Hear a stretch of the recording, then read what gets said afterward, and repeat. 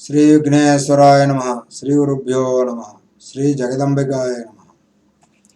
సిద్ధగంధర్వయక్షాధ్యై అసురైరమరైరపి సేవ్యమానా సదా భూయాత్ సిద్ధిదా సిద్ధిదాయిని. శ్రీదేవి భాగవతం వింటూ ఉన్నాము. నవమస్కంధంలో దీని ముందు భాగంలో ప్రకృతి నిర్వచనము, దుర్గాది పంచరూప వివరణ, గంగాది ప్రధానాంశ స్వరూపిణులు అనేటువంటి విషయాన్ని విన్నాము. శ్రీకృష్ణుడు శక్తి స్వరూపాలు అనేటువంటి విషయాన్ని విందాము.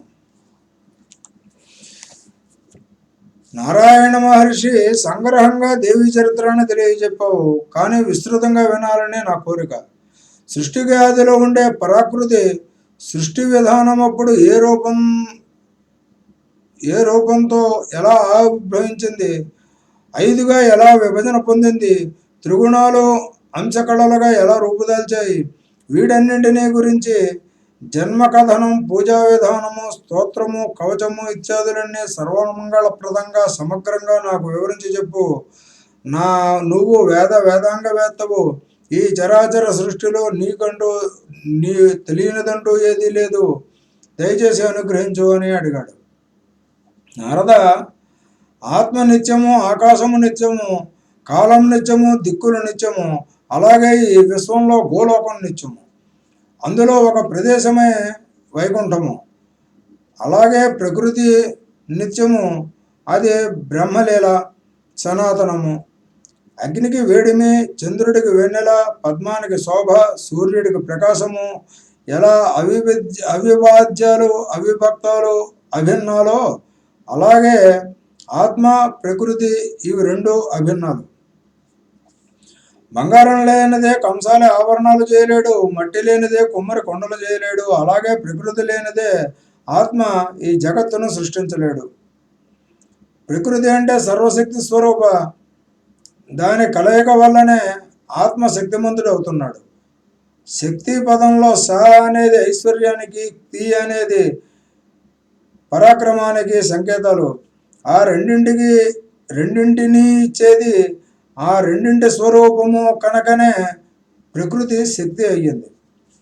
జ్ఞానము, సమృద్ధి, సంపత్తి, యశస్సు వీటికి భగం అని పేరు. అవి కలిగినది కనుక వాటి స్వరూపము కూడా శక్తికి భగవతి అని, భగరూప అని పేర్లు ఏర్పడ్డాయి. దానితో కూడిన ఆత్మకు భగవంతుడని పేరు. ఆ స్వేచ్ఛామయుడైన భగవంతుడు సాకారుడు, నిరాకారుడును.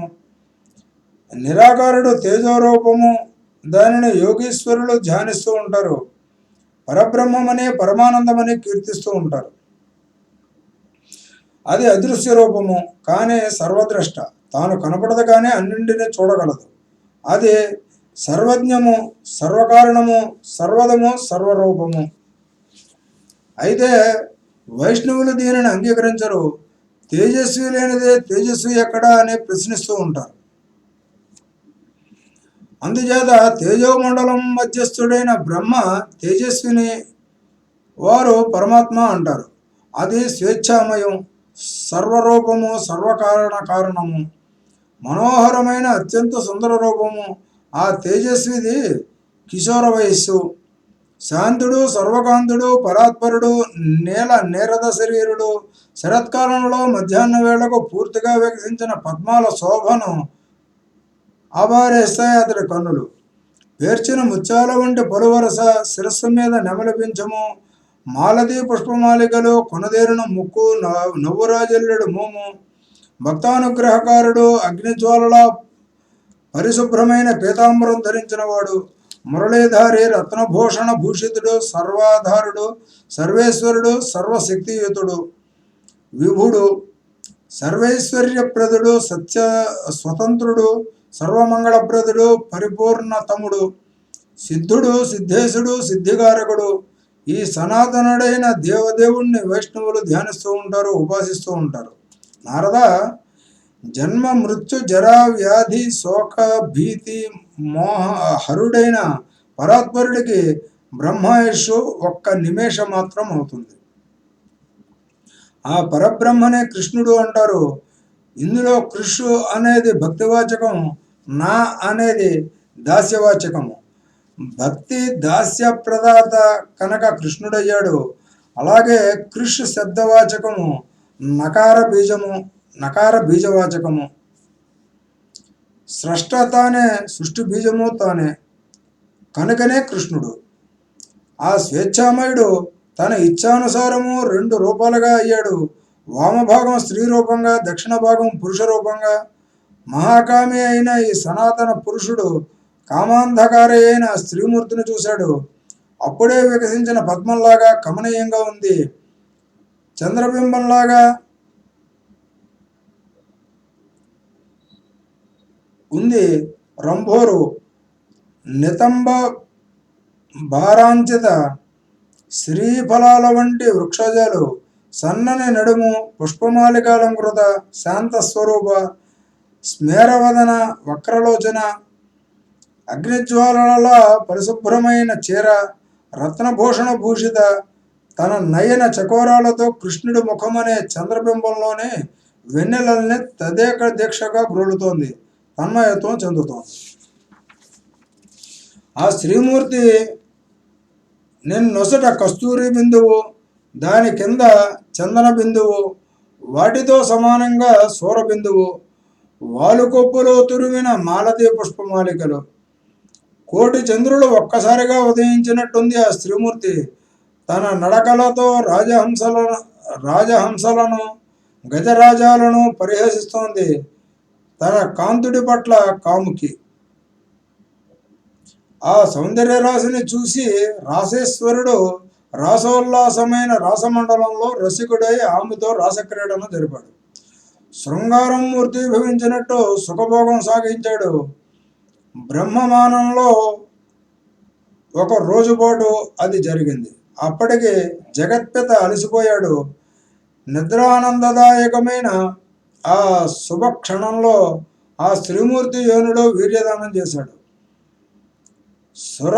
సురతాంతలో అలసిపోయిన ఆమె శరీరము నుంచి హరి తేజస్సు వల్ల శ్వేతజలం వరదలు కట్టింది. నిట్టూర్పులు నిగిడాయి. ఆ గాలికి తాకిడికి శ్వేతజలాలు విశ్వగోళమంతటా సముద్రాలుగా వ్యాపించాయి. ఆ వాయువే జీవరాశికి ప్రాణాధారమైంది. ఆ వాయువుకి ఒక రూపం ఏర్పడింది. అతడి వామభాగం నుంచి మరొక స్త్రీమూర్తి ఆవిర్భవించింది. అతడికి ప్రాణవల్లభ అయింది. వారిద్దరికీ 5 పుత్రులు జన్మించారు. అవే పంచ ప్రాణవాయువులు, ప్రాణ, అపాన, సమాన, ఉదాన వాయువులు. ఆ శ్వేతజలానికి అధిపతిగా వరుణుడు ఆవిర్భవించాడు. అతడికి వామభాగం నుండి శ్రీమూర్తి అవతరించింది. వరుణ వల్లభ, వరుణాని అనే పేరు. ఆ చిశక్తికి కృష్ణాదేవి కృష్ణగర్భాన ధరించింది. శతమన్వంతరాలు బ్రహ్మ తేజస్సుతో ప్రకాశించింది. ఆవిడ కృష్ణుడికి ప్రాణాధిదేవి, ప్రాణాధిక ప్రియ, నిరంతర కృష్ణర్సంగిని. ఎప్పుడూ కృష్ణుడి వక్షస్థలం మీదనే ఉంది. శతమన్వంతరాలు గడిచాక కృష్ణాదేవి ఒక మగబిడ్డను ప్రసవించింది. ఆ శిశువు బంగారపు రంగులో ఉన్నాడు. అతడే విశ్వాధారాలయుడు.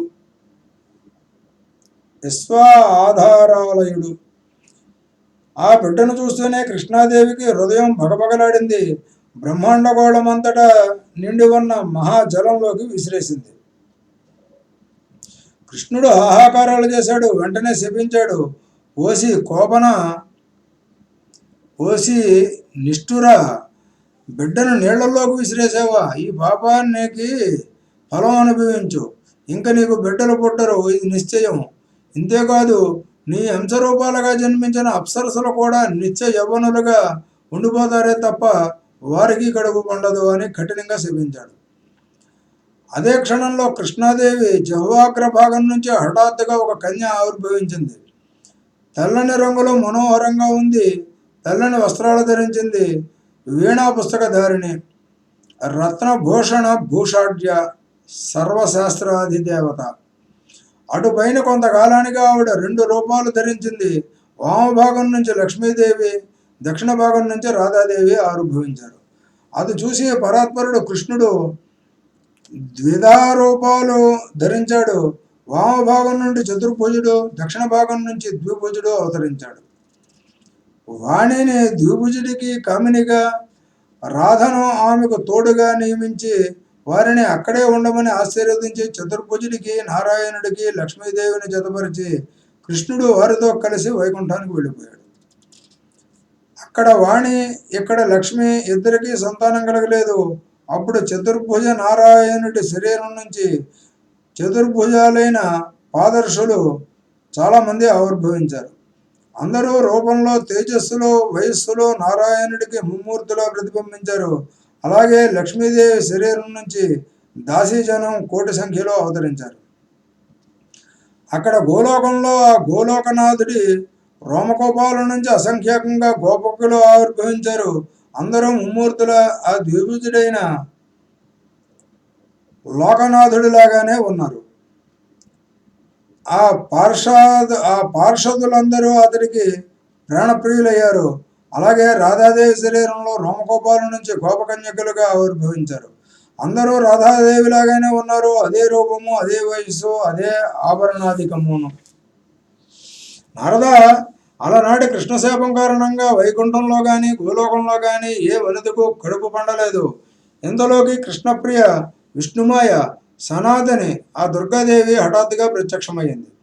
ఆదిపరాశక్తి నారాయణ ప్రియ, సర్వశక్తి స్వరూపిణి, బుద్ధికి అధిష్టాన దేవత, దేవీ స్వరూపాలకు అన్నింటికీ బీజరూప, మూల ప్రకృతి, ఈశ్వరి, పరిపూర్ణతను, తేజస్వరూపిణి, త్రిగుణాత్మక, తప్తకాంచన వర్ణ, కోటి సూర్య సమప్రభ, ఈషత హాస్య ప్రసన్నవదన, సహస్రభుజ సంయుత, త్రిలోచన, నానాశాస్త్రాస్త్రధారిణి, రత్నభూషణ భూషిత, అగ్నిజ్వాల విశుద్ధ వస్త్రాలంకృత,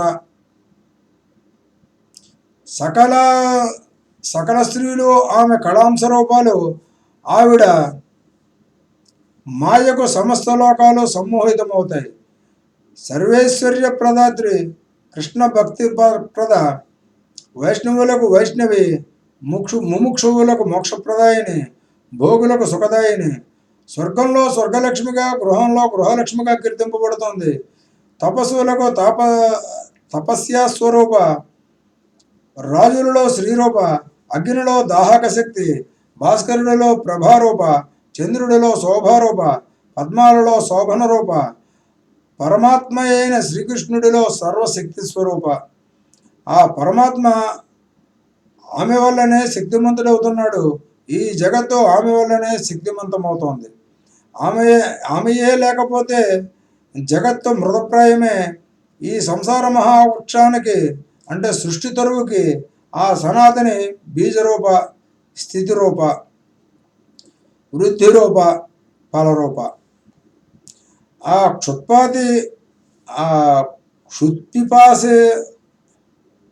క్షుత్పిపాసాదయారూపిణి, ఆ నిద్ర తంద్ర క్షమామతి స్వరూపిణి, ఆ శాంతి లజ్జ తుష్టి పుష్టి భ్రాంతి కాంత్యాది రూపిణి, ఆ పరాశక్తి సర్వేశ్వరుడైన కృష్ణ పరమాత్మను స్తుతించి ఎట్ట ఎదుట నిలబడింది. రాధికేశ్వరుడు రత్నసింహాసనం సమర్పించాడు. అదే సమయానికి నారాయణి నాభికళమున నుండి వనితా సమేతుడై చతుర్ముఖుడు ఆవిర్భవించాడు. కమండలువు ధరించి ఉన్నాడు. మహాతపస్వి, మహాజ్ఞాని, బ్రహ్మతేజస్సుతో వైరాజులతో ఉన్నాడు. 4 ముఖాలతోనూ నారాయణుని స్తుతించాడు. అంతలోకి కృష్ణుడు ద్విధారూపుడయ్యాడు. వామార్థం నుంచి మహాదేవుడు, దక్షిణార్థం నుంచి గోపికాపతి ఆవిర్భవించారు. మహాదేవుడు శుద్ధస్ఫటికంగా ఉన్నాడు. శతకోటి సూర్య ప్రభా సమన్వితుడై వెలిగిపోతూ ఉన్నాడు. త్రిశూలాన్ని పట్టిసాన్ని ధరించాడు. పులితోలును వస్త్రంగా కట్టుకున్నాడు. రాగి తీగలాగా ఉన్న జుట్టు గుబురుగా జడలు కట్టింది. శరీరమంతా భస్మం. స్మేరవదనారవిందుడు, చంద్రశేఖరుడు, త్రినేత్రుడు, దిగంబరుడు, నీలకంఠుడు, సర్పభూషణుడు, కుడి చేతిలో రత్నమాలిక, పంచభక్తుడే కృష్ణ పరమాత్మను స్తుతిస్తూ ఉన్నాడు. సముచిత రత్న సింహాసనం మీద కూర్చున్నాడు. విరాట్ స్వరూపుడు. నారద, కృష్ణాదేవి విసిరివేసిన మగ శిశువు ఒక బ్రహ్మకల్ప పర్యంతము మహాజలార్ణవంలో ఏకాకిగా అలా తేలుతూ ఉన్నాడు. అటు పైన రెండుగా అయ్యాడు. ఆకలితో అలమటించాడు, రోధించాడు. పాలు తాపే తల్లి లేదు, తండ్రి లేడు. నిరాశ్రయుడే అనాథ బాలుడిగా పరితపించాడు. ఆకాశం వైపు చూస్తున్నాడు. ఆ శిశువు అనోరణీయాన్ మహతోమహీయాన్ తేజస్సులో కృష్ణ పరమాత్మకు ఇతడు 16వ అంశ. సర్వ విశ్వానికి అతడే ఆధారము. ప్రాకృత రూపంలో ఉన్న మహావిష్ణువు, మహావిరాట్ స్వరూపుడు. ఇతడి రోమకోపాలలో ఎన్ని విశ్వాలు ఉన్నాయో లెక్కపెట్టి చెప్పడం కష్టం, కృష్ణుడికి కూడా సాధ్యం కాదు. అలాగే బ్రహ్మ విష్ణు శివాదుల సంఖ్య కూడా అనంతము. ప్రతి విశ్వంలోనూ వీరున్నారు. పాతాళం నుంచి బ్రహ్మలోకాంతం వరకు దాన్ని బ్రహ్మాండం అంటారు. దానికి పైన ఉన్నది వైకుంఠము. అది బ్రహ్మాండానికి అవతల ఉంది. దానిపైనే 50 కోటి యోజన దూరంలో గోలోకం ఉంది. కృష్ణుడు ఎలా నిత్య సత్యస్వరూపుడో అలాగా ఈ గోలోకము నిత్య సత్యస్వరూపము. ఇంకా భూగోళము సప్తద్వీప పరిమితము, సప్త సాగర పరివృతము. ఒకటి తక్కువగా 50 ద్వీపాలు ఉన్నాయి. పర్వతాలు అసంఖ్యాకంగా ఉన్నాయి. ఈ భూగోళానికి పైన బ్రహ్మలోకం వరకు 7 స్వర్గలోకాలున్నాయి. క్రింది భాగాన సప్త పాతాళాలున్నాయి. ఇదంతా కలిపి బ్రహ్మాండము. భూలోక, భూర్లోక, సువర్లోక, జనోలోక, తపోలోక, సత్యలోకాలకు పైన తప్తకాంచన సన్నిభమైన బ్రహ్మలోకం ఉంది. ఇదంతా కృత్రిమం. బాహ్యాభ్యంతర వినాశనంతో సర్వము నశిస్తుంది. ఈ సమూహము జల బుధోద్భవం లాంటిది, అంటే నీటి బుడగ లాంటిది. అనిత్యము. మొత్తము అన్ని లోకాలలోకి నిత్యమైనవి రెండే రెండు, గోలోకము, వైకుంఠము. ఇవి రెండు అకృత్రిమాలు.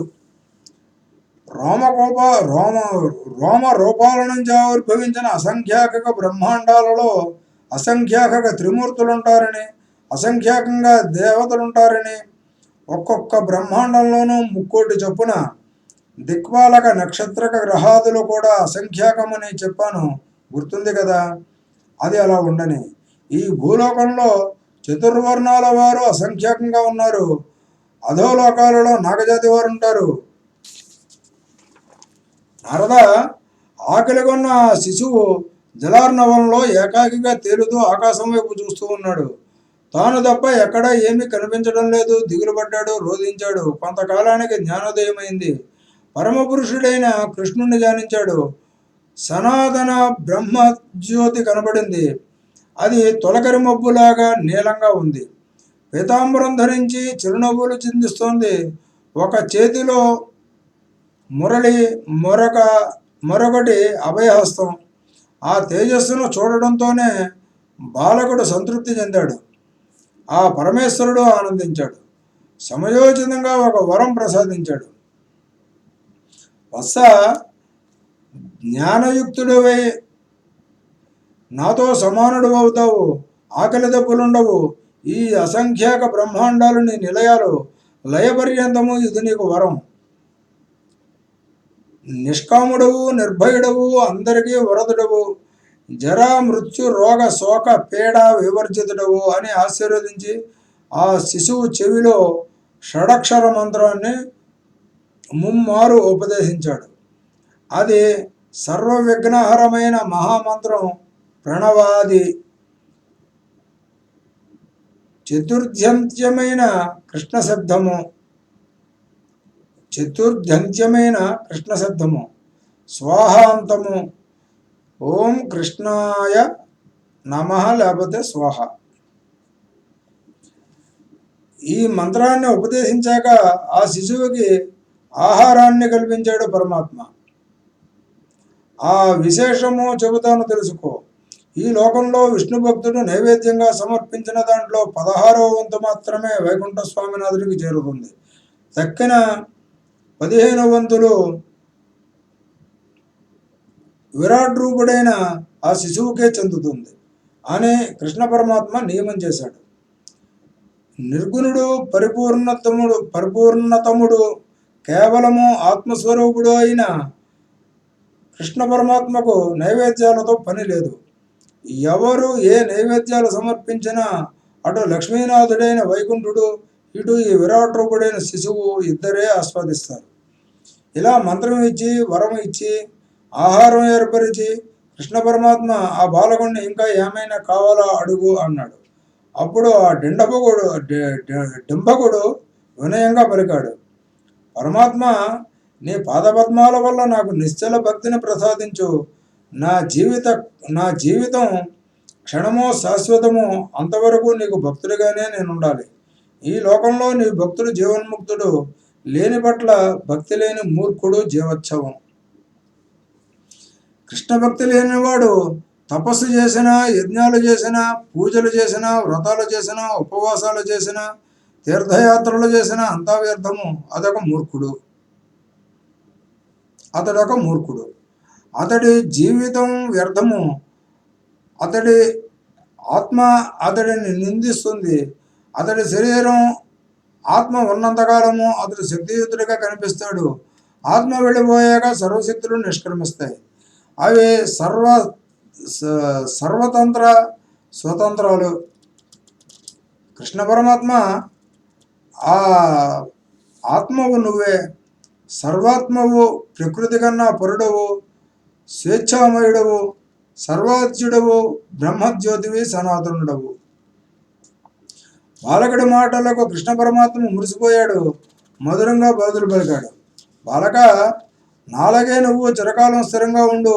ఎందరు బ్రహ్మలు నశించినా నీకు మాత్రం నాశనం లేదు.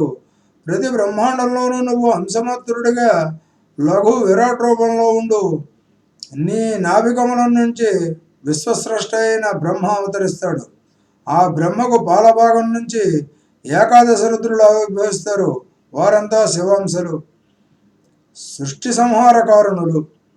వారిలో ఒకడైన కాలాగ్ని రుద్రుడు విశ్వ సంహారకారకుడు. విశ్వ సంరక్షకుడు మాత్రమే విష్ణువే. అతడు రుద్రాంశమే. బాలక, నా పట్ల నీకు భక్తి నిశ్చలంగా ఉండేటట్టు వరమిస్తున్నాను. దాంతో నిత్యము నన్ను నా వక్షస్థల నివాసిని చూడగలుగుతావు. వస్తా, నా లోకానికి నేను వెళుతున్నాను, ఇక నువ్వు ఉండు అని కృష్ణ పరమాత్మ అంతర్ధానం చెందాడు. తన లోకానికి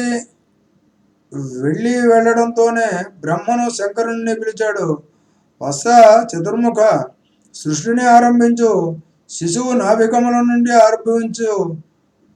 నాయన మహాదేవ, బ్రహ్మకు పాలభాగం నుంచి నువ్వు అవతరించు. చిరకాలం తపస్సు చెయ్యి అని ఆజ్ఞాపించాడు. ఇద్దరూ కృష్ణ పరమాత్మకు నమస్కరించి బయలుదేరారు. బ్రహ్మాండగోళంలో మహాజలార్ణవంలో శిశురూపంలో ఉన్న విరాడాంశమూర్తిని దర్శించారు. నీరదశ్యాముడు, యువ పీతవాసనుడు జలతల్పం మీద శయనించి ఉన్నాడు. ప్రసన్నవదనుడు చిరునవ్వులు చిందిస్తున్నాడు. అతడు విశ్వవ్యాపి జనార్దనుడు. అతడి నాభికమలం నుండి బ్రహ్మ అవతరించాడు. పద్మనాళంలోకి దిగాడు. సృష్టి లక్షణమేమిటో తెలుసుకుందామని అన్వేషించాడు. ఎంత వెతికినా పద్మనాళాలకే అంతం కనిపించలేదు. మళ్ళీ పద్మంలోకి వచ్చాడు. ఏమి చెయ్యాలి, ఎలా చెయ్యాలి చింతాపరవశుడయ్యాడు. కృష్ణపాద పద్మాలను ధ్యానించాడు. దివ్య చక్షువులకి జలతర్పం మీద శయనించి ఉన్న బాలుడే కనిపించాడు. అతడి రోమకోపంలో బ్రహ్మాండం కనిపించింది. అటుపైనే కృష్ణ పరమాత్మ కనిపించాడు. గోలోకంలో గోపగోపి సమన్వితుడై కనిపించాడు. అతడిని స్తుతించి వరం పొంది సృష్టి ఆరంభించాడు చతుర్ముఖుడు. బ్రహ్మదేవుడికి సనకసనందాదులు మానసపుత్రులుగా జన్మించారు. ఏకాదశ రుద్ర కళలు పాలభాగం నుంచి ఆవిర్భవించాయి. వామభాగం నుంచి విష్ణువు రక్షకుడుగా అవతరించాడు. అతడు చతుర్భుజుడు. శ్వేతద్వీపంలో నివాసం ఏర్పరచుకున్నాడు. అటుపైనే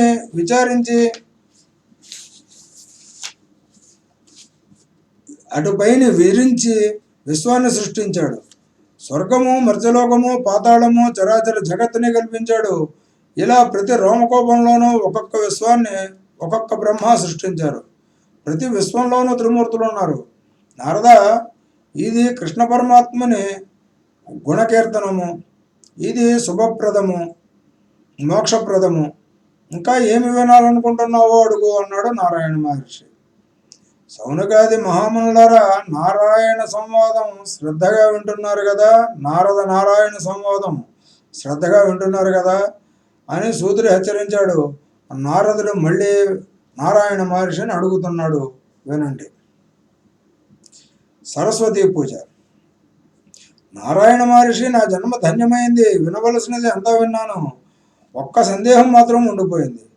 పరాప్రకృతి 5 రూపాలు ధరించింది కదా, వారిలో ఏ రూపానికి ఏ పూజ ఎలా చేయాలి, లోగడ ఎవరు చేశారు, ఏ వరాలు పొందారు, స్తోత్రం, ధ్యానం, ప్రభావం ఇత్యాదులన్నీ తెలుసుకోవాలని ఉంది, అనుగ్రహించు అని నారదుడు అభ్యర్థించాడు. నారాయణ మహర్షి ఆరంభించాడు.